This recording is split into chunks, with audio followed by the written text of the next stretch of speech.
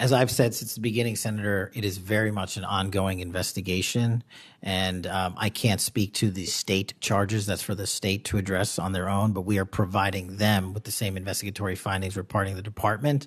And as I noted to Senator, I believe it was Cornyn or Hawley, that there are a number of individuals that are currently being investigated and interrogated, and a number yet to be investigated and interrogated specific to that chat room. Good morning, Ariel. Well, Carol Leonnig and I had been working on this story before yesterday's hearing, but it was remarkable to hear Kash Patel really lean into these stats, which our sources say are basically bogus. For example, touting the idea that they've arrested twice as many violent felons in 2025 as during the Biden administration in 2024. What that doesn't explain is that Kash Patel changed the policy so that the FBI began in 2025 counting arrests where FBI agents were present, but other agencies made the arrest and led the investigation, whether other federal agencies or state and local agencies, including the immigration raids that Patel has been requiring FBI agents to go on. So these stats do not reflect additional suspects being taken off the streets, is what our sources are telling us. And then we also focused on the vaunted FBI's most wanted fugitives list, because Patel often boasts that they've had a much greater success capturing these most wanted fugitives than during previous administrations. What he doesn't tell you, though, is that they've essentially been gaming the system. They've been placing fugitives on the list that they know are about to be captured, according to our sources. There was a moment in Kash Patel's latest appearance before the Senate that, in hindsight, may tell us more about the state of the FBI than all the shouting that surrounded it. Patel was under pressure. Senators were asking about his management of the Bureau, his travel, allegations about his conduct, and whether experienced personnel were being pushed out. Instead of answering every criticism one by one, Patel reached for something much simpler. A black placard covered in numbers. 45,000 violent offenders arrested, twice as many as the year before. Thousands of gangs disrupted. Thousands of children located. Thousands of predators and traffickers arrested. 8 fugitives from the FBI's 10 most wanted list captured in 14 months. Patel held those statistics up as his answer to the people questioning his leadership. The message was unmistakable. You can criticize me, you can repeat stories about me, but look at the results. And if those numbers mean what most Americans would naturally assume they mean, that is a powerful defense. An FBI director who doubles arrests, catches fugitives at a historic pace, and presides over a collapse in violent crime has a compelling case to make. But one day after that, May 12, 2026 Senate hearing, investigative reporters Carol Leonnig and Ken Delanian published a story for MS Now that raised a much more uncomfortable question. What if the numbers themselves require an explanation? According to their reporting, based on a half-dozen current and former law enforcement sources familiar with the Bureau's practices, the FBI under Patel changed the way it counted certain arrests. The allegation was not that thousands of arrests had been invented out of thin air. It was subtler than that, and in some ways more important. And we looked at the numbers. 4 out of 6 of the fugitives captured during Patel's tenure were captured within a month of being placed on the list. 2 within a day, 1 within an hour in Mexico, where a complex operation was mounted. Obviously, it had been planned weeks in advance, but that person was caught an hour and some minutes after being placed on the list. So these stats just don't add up, and Patel is claiming credit for things that really aren't real. Michael, Ken, thanks for your reporting. And Michael, just react to this. Yeah, these sort of rumors that Patel and his minions have been, I will politely say, massaging the stats and playing games with the numbers. This is something that the Bureau workforce and alumni population have suspected for quite some time, because we know what's going on at the agency. And we know that agents are being pulled for a lot of stuff they have not traditionally done, and it just doesn't make sense that the numbers would leap the way they did. And my hat's really off to Ken and Carol for their reporting, because they've proven quantifiably and statistically that the Bureau hasn't actually improved its stats. All they've done is enlarge the categories they're counting, and at the risk of being overly blunt, take credit for things that state and local agencies are doing that the FBI actually has minimum responsibility. So we've heard all of the reporting, about Kash Patel himself, but now we're talking about the work of FBI agents. Michael, could Patel face any sort of repercussions for possibly manipulating these stats? From who? I mean, I don't mean to be sarcastic, but the administration certainly is not going to hold him to account. They have not, despite his numerous faux pas, missteps, and elisions of truth in prior testimony. And with the makeup of Congress right now, it's difficult for me to see any sort of real oversight occurring. It's actually a bit of a sore point for many of us who are with the Bureau for so long, because even the language Patel uses indicates that at least the Democrats need to dig deeper into his statements. Sources told the reporters that field offices had begun receiving credit for arrests whenever FBI personnel were present or assisting, even when another federal agency or a state or local department had led the investigation and actually made the arrest. That matters because Patel was comparing the new total to the FBI's 2024 total, as though the 2 years were measuring the same thing in the same way. If the definition of an FBI arrest became broader in 2025, then a huge increase does not automatically mean the Bureau suddenly put twice as many additional violent offenders behind bars. It can also mean the measuring stick changed. The reporting became especially significant because of the Trump administration's immigration enforcement operations. FBI agents were increasingly assigned to work alongside immigration and customs enforcement and other federal partners. Those operations can involve legitimate FBI assistance, and there is nothing inherently improper about agencies working together. In fact, federal law enforcement depends on cooperation. The question is much narrower. When multiple agencies participate in the same arrest, who gets to count it, and was the accounting method changed before Patel began comparing his record with the previous administration? That distinction sounds technical until you understand why directors use statistics in the first place. Numbers are not merely bookkeeping inside a law enforcement agency. They become evidence in budget hearings. They become talking points on television. They become proof of whether a director's strategy is working. They influence how Congress thinks about funding and oversight. And most importantly, they shape what the public believes about whether the country is safer. The FBI rejected the premise of the MS Now reporting. Spokesman Ben Williamson called the effort to discredit the Bureau's law enforcement record false and pointed to the dramatic national reduction in crime. That response matters and should not be brushed aside because there is a part of Patel's argument that is supported by official data. Just this week, on August 24th, the FBI released finalized national crime figures for 2025. They show violent crime fell 9.3% from 2024. Murder and non-negligent manslaughter fell 18.1%. Robbery fell 18.5%. Property crime fell 12.4%. According to the FBI, the year-to-year drop in the violent crime rate was the largest since the Bureau began estimating national crime trends in 1936. That is not a trivial development. Americans should be able to acknowledge good news when the data support it. The country experienced a major decline in violence, and federal, state, local, and tribal law enforcement agencies all contributed to public safety in different ways. The FBI director regularly talks about the lowering of the murder rate nationwide, as if that's something he's responsible for. And myself and a lot of other former agents can't understand why nobody has pointed out to him in public that murder, generally speaking, is not a federal crime. The FBI has very little responsibility or impact on the federal murder rate. So there are really basic questions that could have been asked of him that, quite frankly, have not been yet. So even if Democrats dig into what's beyond semantics at this point, they issue more difficult questions during these hearings, what more can be done at this point? Unfortunately, very little. I would hope that state and local chiefs and officials would, at least behind the scenes in a way that doesn't ruin their own relationships, push back against this and, maybe talk to Patel, maybe talk to the deputy directors and point out that every time Patel gets caught out fudging the truth, it diminishes law enforcement's reputation writ large. And whenever that reputation is diminished, people, witnesses, victims, cooperators become less likely to help out with investigations and operations. You're not going to risk yourself for somebody who you can't trust to tell the truth. And that's going to be a very real long-term consequence of the way Patel is comporting himself. So speaking of potential consequences, Ken, you're also reporting about the rise in agents leaving the Bureau altogether. What more can you tell us there? Yes, there's been a hemorrhaging of experienced agents, as Michael knows, because he was one of them. So there are around 13,000 special agents out of the FBI workforce of around 38,000. And generally, there's been around a 5% attrition rate, so around 700 agents a year.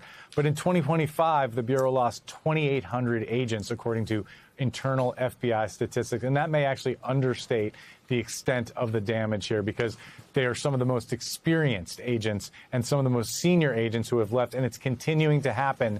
And it's a huge problem that is not fixable in a few years or with the next presidency, because those people are gone. They're in the private sector, and it takes many, many years to train people as good as Michael and other special agents who have left the FBI. But that is exactly why this story needs to be discussed carefully. The national crime data and Patel's internal FBI arrest statistics are not the same data set. One can be real without validating every claim made about the other. A decline in murders nationwide does not prove that the FBI doubled the number of unique violent offenders it personally arrested, and the FBI director cannot reasonably take sole credit for a national homicide trend that is overwhelmingly driven by crimes investigated by state and local authorities. Even Patel's own more recent language implicitly recognizes that. In announcing the 2025 crime numbers this month, he credited law enforcement collectively: state, local, tribal, and federal. That is a more defensible way to describe a national trend than presenting the murder rate as a scorecard for one federal agency. This is where former FBI official Michael Feinberg's reaction becomes important.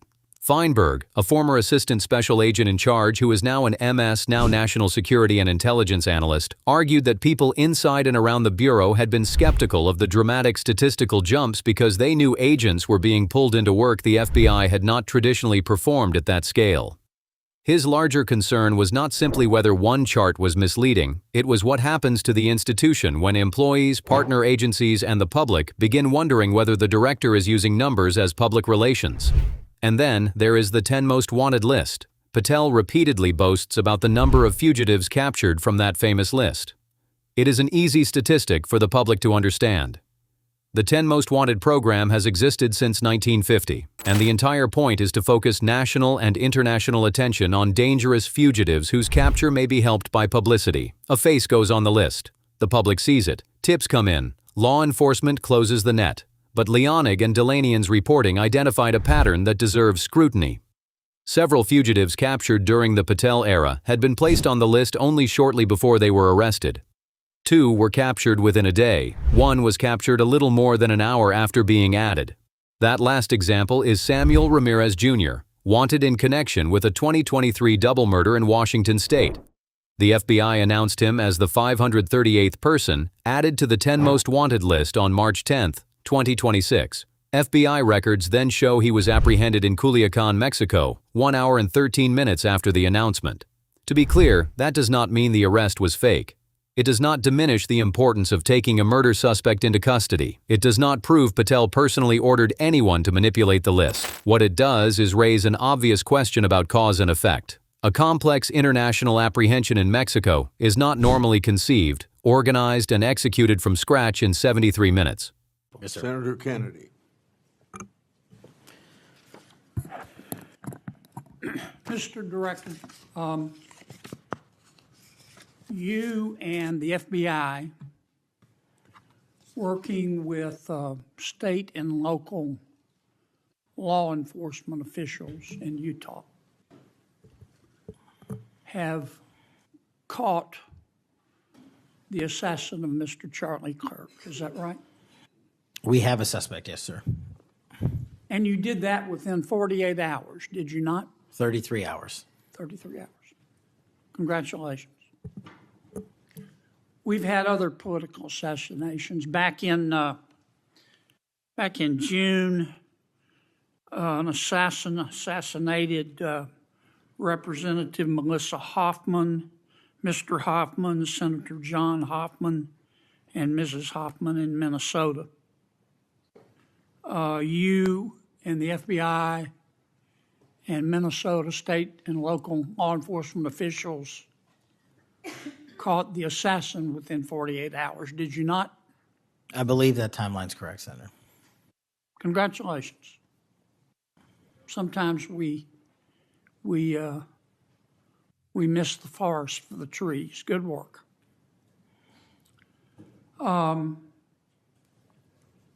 If law enforcement already knew where Ramirez was and an operation was already moving toward an arrest, what practical role did placing him on the 10 most wanted list 1 hour earlier play in his capture?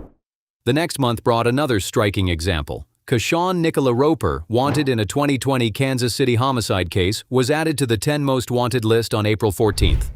She was arrested in Florida the next morning, less than 24 hours later, by local police with assistance from other law enforcement partners. Again, the capture is a success. The question is, how that success is being counted and marketed. There is another wrinkle in Patel's claim about 10 most wanted fugitives captured during the Trump era. 2 of those captures, Donald Eugene Fields II on January 25, 2025, and Arnoldo Jimenez on January 30th, occurred before Patel was confirmed as FBI director on February 20th. Fields had been placed on the list in 2023. Jimenez had been on it since 2019. Those arrests can fairly be described as occurring after President Trump returned to office, but they cannot be achievements produced by Patel's tenure as director, because he was not yet director.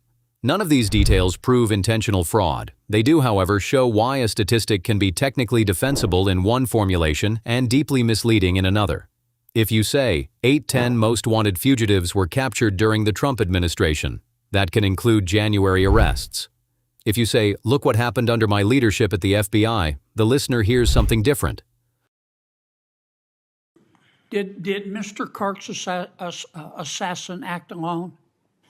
As I've said since the beginning, Senator, it is very much an ongoing investigation, and I can't speak to the state charges. That's for the state to address on their own, but we are providing them with the same investigatory findings reporting the department. And as I noted to Senator, I believe it was Cornyn or Hawley, that there are a number of individuals that are currently being investigated and interrogated, and a number yet to be investigated and interrogated specific to that chat room. So we are very much in our ongoing posture of investigation. So others could have been involved? Yes, sir. Okay. I asked you this last time you were here. Kash, you remember Mr. Peter Strzok and Ms. Lisa Page? Yes, sir. Mr. Strzok was an FBI agent. Ms. Page was an FBI lawyer. They were both very aggressive anti-Trump political activists who allowed their political opinions to affect their work at the FBI. Is that a fair statement? I believe their text messages and their testimony that was secured by the OIG and DOJ speak for themselves. In fact, Mr. Strzok and Ms. Page were having an extramarital affair, and at one point, Ms. Page texted Mr. Strzok, quote, "Trump's not ever going to be president, right? Right?" And Mr. Strzok replied, "No, he won't. We will stop it," end quote. Ms. Page resigned from the FBI. Mr. Strzok was fired. They promptly sued the federal government and the FBI and Justice Department for releasing their emails, which revealed all of this. The FBI settled that lawsuit for $1.2 million, gave Mr. Strzok $1.2 million cash, gave Ms. Page, who resigned. She wasn't fired, she resigned, she quit. Gave her $800,000. Who, if the FBI made that decision to give them money? That settlement was reached in the Biden administration when my predecessor was the director. Who? Are you saying that Chris Wray did? The only people that can decide that settlement are the Attorney General in conjunction with the director and the administration. Okay, so you're telling me that Attorney General Garland and Director Wray decided to give them the money. Is Yes, that sir. right? Yes, sir. This is not merely a media argument anymore. On May 18th, Senator Richard Blumenthal formally asked the Justice Department's Office of Inspector General to investigate the allegations that Patel manipulated arrest statistics and the most wanted list. Blumenthal is a Democrat and an outspoken critic of Patel, so his letter is not an independent finding of wrongdoing, but it is a meaningful escalation. A disputed news report became a request for formal oversight. And this is where the story begins to widen, because the statistics controversy is landing on top of a much larger fight over the direction of the FBI. Patel came into the job promising transformation. To his supporters, that was precisely the point. They believed the Bureau had become too political, too concentrated in Washington, and too willing during previous administrations to use its enormous investigative power in ways that damaged public confidence. Patel had spent years arguing that the FBI needed dramatic reform. Senate Republicans who supported him did not want continuity, they wanted disruption. That is why Republican senators often look at the same FBI that Democratic senators describe as being in crisis and see almost the opposite picture. Go back to the Senate Judiciary Committee hearing on September 16, 2025, part of the transcript you just heard. Senator John Kennedy of Louisiana began by praising Patel and the FBI for the speed of the investigation following the assassination of Charlie Kirk. Patel corrected Kennedy's 48-hour estimate and said a suspect had been identified and taken into custody in roughly 33 hours. Kennedy also praised the federal, state, and local response to the political shootings in Minnesota earlier that year. The transcript gets the Minnesota victims' names badly scrambled, so it is worth getting the record right. On June 14, 2025, Minnesota House Speaker Emerita Melissa Hortman and her husband, Mark Hortman, were killed. State Senator John Hoffman and his wife, Yvette Hoffman, were shot and survived. Vance Bolter was captured after an intensive multi-agency manhunt. He later pleaded guilty in federal court, and in July 2026, a judge sentenced him to 2 consecutive life terms plus another 40 years. That case is an example of what the FBI is supposed to be at its best, one partner in a broader law enforcement response, bringing federal resources to a crisis while working with state and local authorities. Kennedy's larger argument to Patel was straightforward. Whatever controversies surrounded the director, agents were catching dangerous suspects. That deserved acknowledgement. Now, when you took over the FBI, did you find instances of where, under the Biden administration, the FBI had weaponized the agency to push the political beliefs of President Biden? Sorry, the last part. When you took over the FBI, did you find instances of where the Biden administration had politicized the FBI to prosecute its political agenda? Well, I won't speak for other people. Having been a target of that weaponization, having been a staffer on the House Intelligence Committee, having had the Justice Department weaponized against me for making the findings and leading the investigation of Russiagate, I know what that feels like. And that's why, as the FBI director, I'm committed to not ever have that ever happen again. But I'm also committed to fully investigating what was done, and that matter is still ongoing. So I take it your answer is yes. Yes, sir. And you're firing those people, is that right? Anyone that politicizes their job at the FBI will not work at the FBI. Okay. You've heard some of my colleagues either implicitly or otherwise suggest that you have politicized the FBI to prosecute the political beliefs of President Trump. Is that true? I don't know how that can be true when the stats that I cited, to include the 23,000 arrests, 6,000 weapons seized, 1,600 gang and criminal enterprise organizations, 4,700 children found and rescued, more enough fentanyl seized to kill a third of America. The men and women of the FBI are now on an apolitical mission, and this is why the numbers are historic. Have you fired people because they voted for Vice President Harris? I don't ask people who they vote for, and neither does the FBI. Okay. But you've given people polygraphs, have you not? Many people in the FBI take polys. The FBI does that all the time. Yes, sir. Does it not? Yes, sir. For a long time, is that correct? Decades. All right. I want to ask you about the Epstein files. Have you seen the Epstein files? I have not reviewed the entirety of it myself, but a good amount. Okay. Would it be fair to say that Mr. Epstein trafficked young women, including, in some instances, minors, for sex to himself? That was specifically the allegations in the 2018 indictment in the Southern District of New York. Okay. Then Kennedy moved into the political history that has shaped Republican distrust of the Bureau, Peter Strzok and Lisa Page. The anti-Trump text messages between Strzok, then a senior FBI counterintelligence agent, and Page, an FBI lawyer, were real. They were reckless. They damaged the FBI's reputation, and the Justice Department Inspector General said as much. One of the most notorious exchanges involved Page writing that Trump would not become president, and Strzok responding, "No, he won't. We'll stop it." For anyone worried about political bias inside federal law enforcement, those words were explosive. But here, too, the details matter. The Inspector General's 2018 review said it did not find documentary or testimonial evidence directly connecting the political views expressed in those messages to the specific investigative decisions it examined in the Clinton email investigation. The Inspector General was sharply critical of the messages and did not express confidence that one particular Strzok decision concerning the Weiner laptop was free from bias. In other words, the official findings were more complicated than either nothing happened or the entire FBI investigation was proven to be a political operation. Kennedy also brought up the federal settlements paid to Strzok and Page. Those payments are often described in political arguments as though the government rewarded them for their conduct. That is not what the cases were about.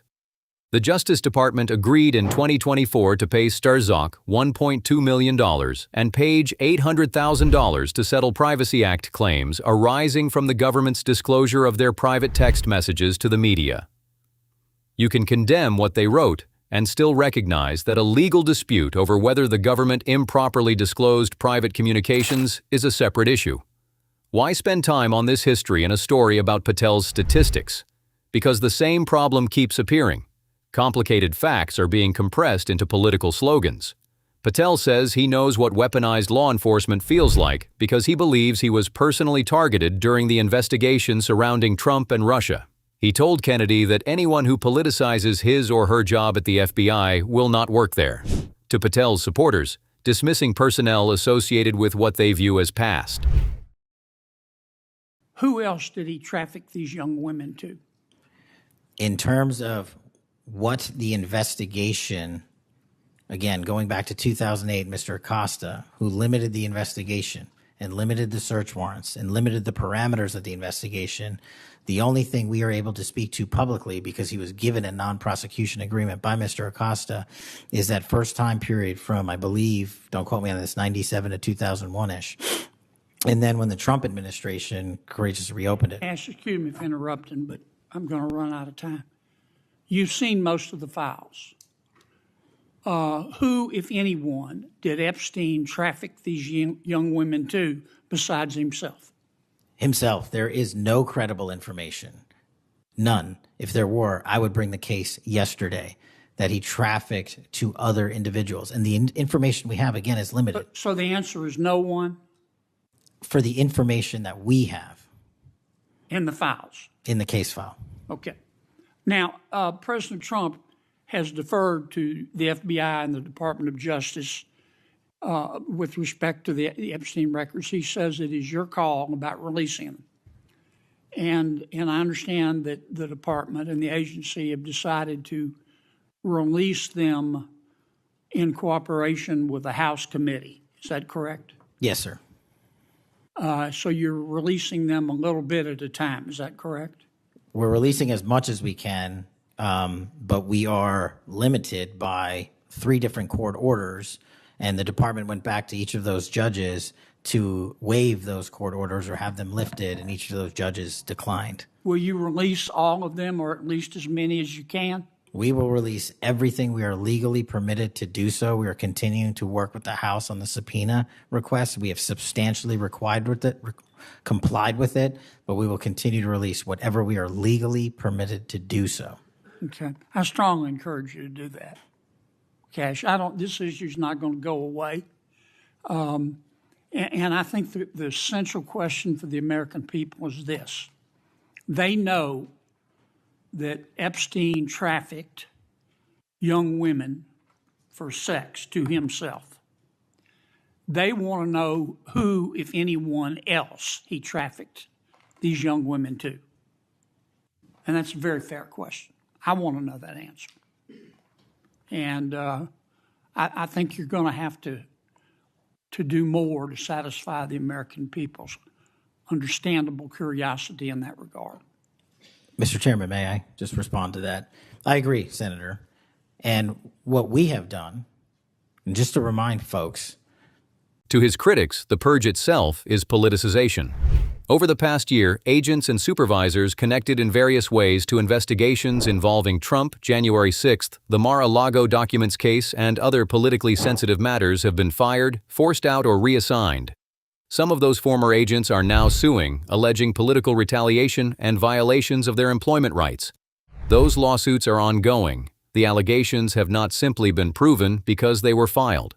The FBI and the administration have argued that leadership is entitled to demand accountability and that employees who do not support the Bureau's mission can leave.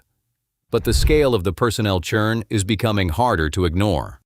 MS Now reported, citing internal FBI statistics shared with its reporters, that roughly 2,800 agents left the Bureau over about a year to 15 months, compared with a historical average of roughly 700 agents annually. That 2,800 figure is not, at this point, a publicly audited attrition report released by the FBI, and the original reporting acknowledged uncertainty about whether it includes agents who were fired. It should therefore be presented as a reported internal figure, not as an uncontested official statistic. Still, later reporting has documented continuing departures and management upheaval. In July, the head of the FBI's Chicago field office, Douglas DePodesta, left after being pushed to retire, according to reporting by the Associated Press. Earlier reporting described firings that removed experienced national security personnel, including agents with expertise on Iran-related threats. In August, Bloomberg government reported that the Bureau was looking to shrink parts of its legal advisory operation through retirement incentives and possible terminations. The administration's answer is that the FBI is also hiring. The Bureau has pointed to strong application numbers and a path to add hundreds of new special agents. That is important context. An organization can lose thousands of people over a period and recruit replacements at the same time. But replacement is not the same thing as replacement of experience. A new agent can be talented, motivated, and highly trained. A new agent cannot instantly reproduce 20 years of counterintelligence relationships, cyber expertise, source networks, courtroom experience, or crisis management judgment. That is why morale and attrition are not simply human resources stories. They can become operational stories. the Epstein case files existed in the two prior administrations, in the Obama administration and the Biden administration. And they didn't release anything. And there was President Trump in the first administration that renewed charges against Mr. Epstein. And I know it's a little complicated to understand, but what exists in the Epstein case files was a direct result of the limited search warrants from 2006 and 7, which hamstrung future investigations because of the non-prosecution agreement.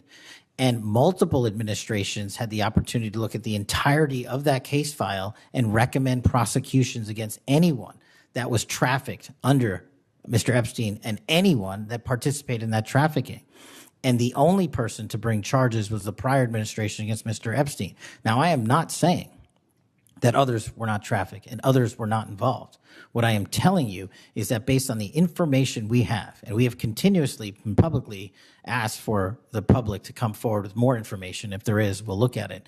But based on credible information, we have released all credible information, and the information that the Department of Justice and the FBI never releases is information on investigations that are not credible. And we don't release the names of victims who weren't credible. But in the same time, we don't release the names of victims who were credible.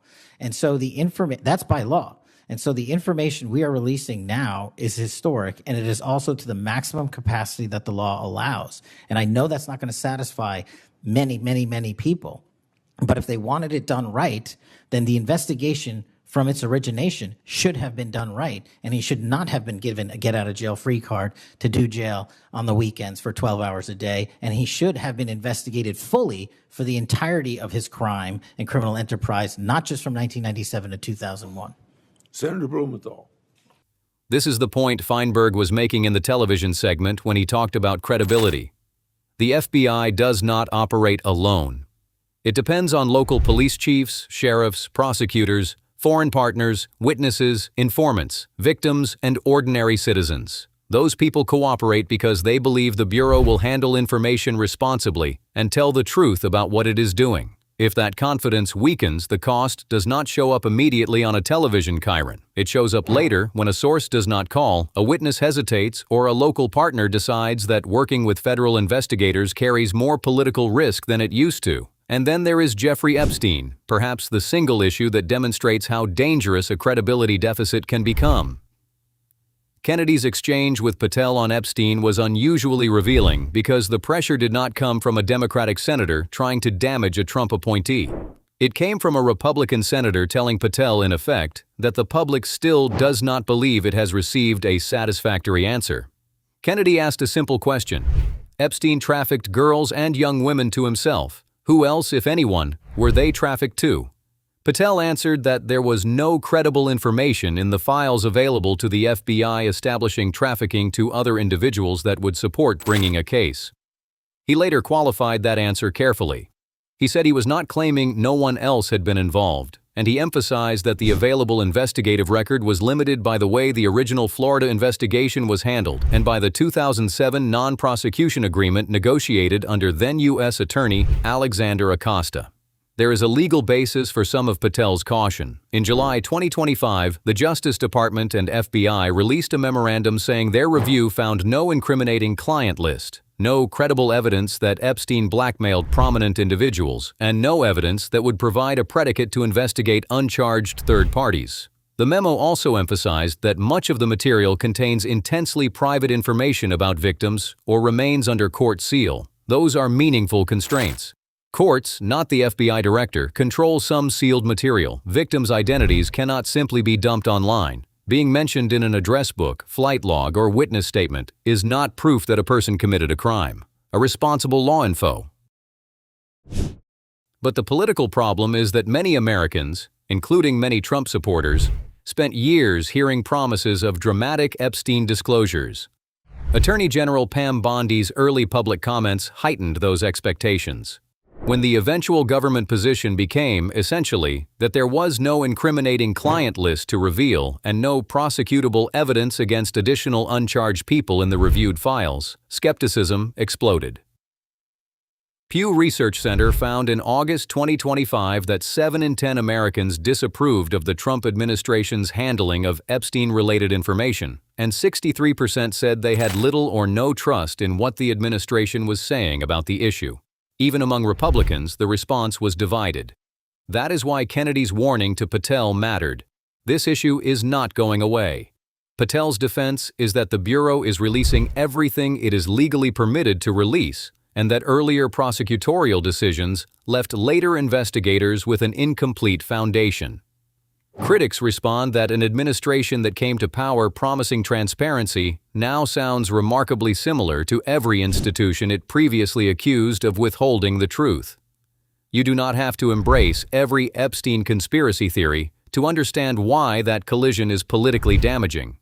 When trust is already low, a legally complicated answer sounds to a suspicious public like another refusal. And when the director's credibility is simultaneously being challenged over arrest numbers, the two controversies begin to reinforce each other. This is what makes the current fight over Kash Patel larger than Kash Patel. The FBI's own strategic priorities include rebuilding public trust. But public trust in federal law enforcement has become increasingly partisan. Pew found in 2025 that Republican attitudes toward the FBI improved after Trump returned to office, while Democratic attitudes became substantially more negative. That reversal is almost a mirror image of what happened during earlier stages of the Trump era, when many Republicans came to see the Bureau as hostile to their side. That is not institutional trust, it is partisan possession. If Americans trust the FBI primarily when their party controls the executive branch and distrust it when the other party does, the Bureau has a structural legitimacy problem no director can solve with a poster board of statistics. And that is why both sides of the Senate argument deserve to be heard. Republicans are right about one thing that sometimes disappears in the criticism. The FBI under Patel has continued to do serious law enforcement work. Dangerous fugitives have been captured. Major violent crime operations have produced arrests and gun seizures. The Bureau continues counterterrorism, cyber, child exploitation, cartel, and counterintelligence investigations. The finalized 2025 national crime data are genuinely encouraging. The men and women doing that work should not have their achievements erased because Washington is fighting over their director, but Democrats and former FBI officials are also asking questions that cannot be dismissed merely as partisan attacks. If the definition of an FBI arrest changed, Congress is entitled to know precisely how. If Patel compares 2025 to 2024, the public is entitled to know whether the categories are comparable. If fugitives were repeatedly added to the 10 most wanted list when capture operations were already imminent, the Bureau should explain the criteria and timing. If thousands of experienced agents have left, lawmakers should have reliable attrition numbers rather than competing anecdotes about morale. The cleanest answer to all of these controversies is not another television fight. It is transparency. Publish the methodology. Show Congress how an FBI arrest was defined in 2024 and how it is defined now. Break down how many arrests were FBI-led, how many were partner-led, and how many were credited to multiple agencies. Explain the decision process for adding fugitives to the 10 most wanted list and whether that process changed. Release clear workforce attrition data separating retirements, resignations, firings, and transfers. Let the numbers survive scrutiny. If Patel's critics are wrong, that level of disclosure would help prove it. If Patel's critics are right, the same disclosure would show where the record was distorted. And that brings us back to that black placard in the Senate hearing. Patel held it up because statistics have authority. Numbers feel objective. They cut through argument. 45,000 is 45,000. 8 fugitives are 8 fugitives. An 18% decline in murder is an 18% decline in murder. But numbers only create trust when the definitions underneath them are stable and transparent. The same standard should apply to the director. As of late August 2026, there is no public inspector general finding establishing that Kash Patel intentionally falsified the FBI's statistics. There is credible investigative reporting alleging that the counting methodology changed in a way that inflated comparisons. There are primary FBI records confirming that some high-profile 10 most wanted captures occurred extraordinarily soon after the fugitives were added to the list. There are current and former officials warning about attrition and politicization. There are also official national crime figures showing a historic decline in violence during the same period, and there are Republican lawmakers who believe Patel is finally refocusing an agency they had lost faith in. Those facts can coexist. In fact, refusing to let them coexist is how political coverage becomes propaganda. The serious question is not whether Kash Patel deserves to be cheered or booed. The serious question is whether the FBI can convince Americans that its director is describing the Bureau's performance with the same precision the Bureau demands from everyone else. Because this institution is different from a campaign. It can subpoena records, it can execute search warrants, it can run informants, it can conduct surveillance under legal authority, it can make arrests that change a person's life in an instant. An agency with that much power cannot afford a reputation for changing definitions to win an argument. And Congress cannot afford to treat oversight as theater either. Democratic senators should test Patel's claims with evidence, not simply assume every accusation is true. Republican senators should praise genuine successes without treating criticism of the director as criticism of every FBI agent. If both sides care about restoring trust, they should want the same thing. Numbers that can be independently understood, personnel decisions that can be legally defended, and an FBI that does not change character depending on who occupies the White House. For Patel, the stakes are especially high because he built his public identity around exposing what he called political weaponization and restoring accountability. That promise creates a simple standard. The reformer has to be more transparent than the institution he accused of failing, not less. If he wants Americans to believe the old FBI manipulated narratives, then his FBI has to be unusually careful not to create new narratives through selective statistics. The next chapter will depend on whether oversight bodies obtain the underlying data, whether the Justice Department Inspector General acts on the requests from lawmakers, what the courts decide in the growing personnel cases, and whether the Bureau can demonstrate that its remarkable performance claims hold up when measured consistently. Until then, the most responsible conclusion is also the most uncomfortable one. There are real FBI successes occurring at the same time as real questions about the way those successes are being presented. The crime decline is real. The allegation that FBI arrest statistics were broadened is serious and supported by multiple insider accounts, but it has not been established by a completed independent investigation. The rapid most wanted captures are documented. The claim that they were deliberately timed to inflate Patel's record remains an allegation. The personnel upheaval is real. The exact meaning of the reported attrition numbers still deserves fuller public accounting. That may not fit neatly into a partisan slogan, but it is exactly why this story matters. Because the FBI does not need Americans to believe Kash Patel is perfect. It needs Americans to believe that when the Bureau gives them a number, makes an accusation, or asks for their cooperation, the institution is telling them the truth as completely as the law allows. Once that confidence is lost, rebuilding it is much harder than producing another chart. And if you value reporting that goes beyond the viral hearing clip, checks the claims against the public record, and separates what is verified from what is merely alleged, take a second to like this video and subscribe to the channel. We are going to keep following the Senate oversight fight, the FBI personnel cases, the Epstein disclosures, the Inspector General questions, and the numbers Patel is using to defend his record, because this story is still moving, and the next set of documents may matter far more than the next shouting match on television.